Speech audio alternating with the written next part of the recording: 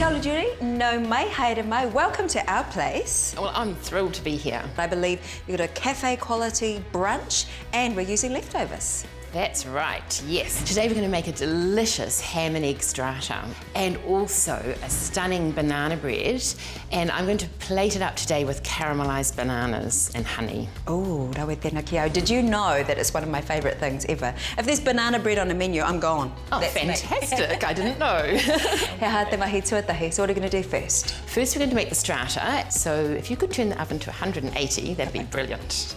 Strata means layer in Italian. Yeah. Na whaia no. We're going to make the layers. So today we're using gluten-free bread. So we're going to take the bread and just rip it up. So this would be good if it was a little bit stale? Yes, you're right onto it. So you don't have to buy it specifically. You can just use old bread, stale old bread. And I like to use a bread that's got a little bit of brown goodness in it. Kakano seeds and that kind of thing? Yeah, hiding that goodness in there. So even the kids will love this.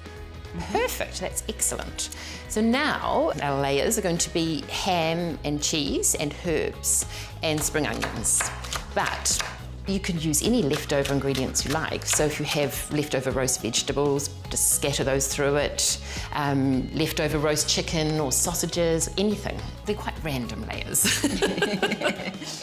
I like to put cheese on the top, then when it's cooked you get that lovely layer of crunchy.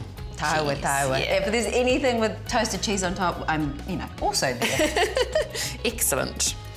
So rather than trying to put the herbs through the layers, we can just put them into it's like a savoury custard. So we'll make that now. So what did you call it? A custard? Yes, I did. So most people think of custard as a sweet thing, but when you think of quiche, that has a savoury custard. So yeah, we're going to make a savoury custard. So if you could break 6 eggs into the bowl there. And while you're doing that, I will chop up some herbs. I grew these in my garden. Oh. Hanga momo rawa miami. So what sort of herbs have we got there? Well, this is parsley. It's flat leaf parsley. And I've also got some sage. Now, I've found, wouldn't think of putting sage with eggs, but sage and eggs are just like a marriage made in heaven. That's some sage advice right there, Julie. So, a bit of seasoning in there, quite a bit of seasoning. I find because of the bread being sort of bland, needs quite a good amount of salt and pepper. The sage is a very strong flavour, so I'm only using a small amount in comparison to the parsley. And I'm chopping it quite fine because you don't really want big chunks of sage. That's wonderful. Now we just need to add 2 cups of milk and we need some cream. How much is this? It's 1/4 cup, so it's not a lot, but it just gives that extra bit of richness. Then all we do is pour it over the bread layers, the strata. Right. So it's really important to pour it quite evenly so that everything is covered. You don't have any dry patches. And then another really good trick is to actually leave it for 30 minutes to sit, and then the bread will really soak in all the savoury custard mixture and becomes much softer and lighter and fluffier. Te pai hoki o taku mahi ne, really good egg delivery from Stacey. Look at those big bits of eggs. Oh, that's all fine. It's rustic. It's a ham and egg strata, so that says egg. I think it's great. Nā, kei te arora nei tāua ki te parawa maika. Are we onto the banana bread? We are. Our favourite thing. She says hopefully. So we need to mash some bananas, and I've got extra ripe ones, of course, because they have a lot more flavour, and it actually heightens the natural sugar, so you don't need to use as much sugar because you're using the natural sugar from the bananas. Nā reira, mena kua tata he ngara, so if they've nearly really lost it, they're perfect. Perfect. Now, I'm using honey in this recipe instead of sugar, so it's lovely natural goodness. Right. It's mashed up, this banana. Fabulous. Nā he huparei hoki, so we've got some vanilla in there. Vanilla, yeah, just a teaspoon. And that's 1/4 cup of milk.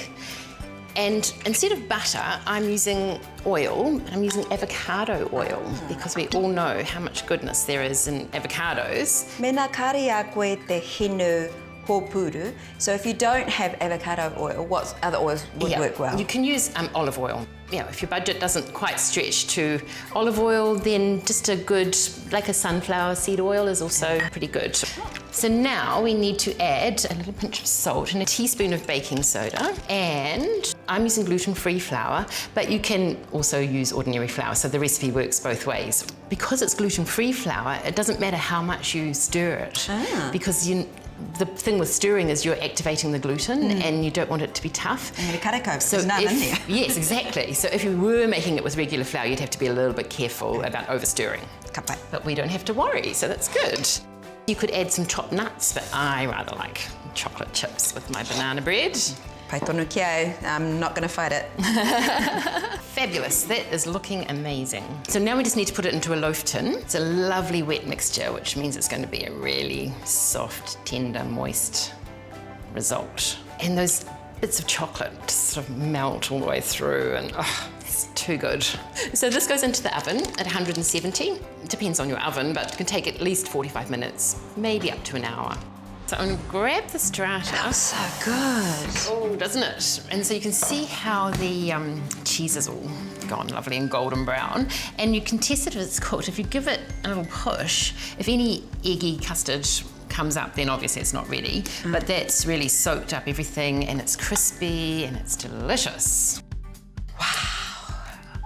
Te taia te tatari, I just sort of can't wait. It looks so delicious. Yep. Te kakara hoki. The herbs really work, don't they? They do. They really add great flavour. And it's gluten-free. Okay, Yeah. wara ia tatou, we can't forget that. That's a bonus. Paruhi, I love it. I can honestly see me doing this so often. Oh, fantastic. Yeah, mātou, e te whangamata pā. You know, like we go away in summer in whangamata, and I can just see this is perfect after the beach dish. So what do we need to do with our banana bread? Well, I'm going to show you a way of just elevating it to another level. Ooh. It involves more bananas, you'll be pleased to hear. You love bananas, and so do I. And actually, this time it's better if the bananas are not quite so ripe, because we're going to fry them, so they tend to go to mush if they're too ripe. So would you mind slicing quite thick slices? Yeah, so this is just a really simple way of sort of zhuzhing it up, really, when you want to make it look special. Put a little bit of butter in the pan. Oh yes, a bit of a sizzle going on now. So while I'm watching these, if you could slice this, that'd be great. Caramelised bananas, yum. Yum. It's the fun part. The honey on top in life. Gorgeous. He kai mate mate hoa that looks so delicious. So how do we finish this off and put it together to serve up? Well, I really just place a piece of banana bread on each plate and just pile some of the caramelised bananas on top. Finish it with a bit of extra honey. Nā wai pai ka pai ke atu. So just when the banana bread looked amazing, we thought just take it to another level with those caramelised bananas. Oh. That works. Perfect texture. The chakareti hoki, ngā maramara chakareti, the little chocolate chips in there, but it's not hugely sweet. It's not. Which is, I like that about it. Koia kai a koe. You really know what we need in the kitchen, so thank you so much for coming with these beautiful recipes. Taku ki tauringi tēnei. I promise you that I will definitely be using these recipes at home. Oh, fantastic, and it's been a real pleasure. Thank you, Stacey. Kia ora. Here's some banana to that. Yeah. Yum, yum, yum.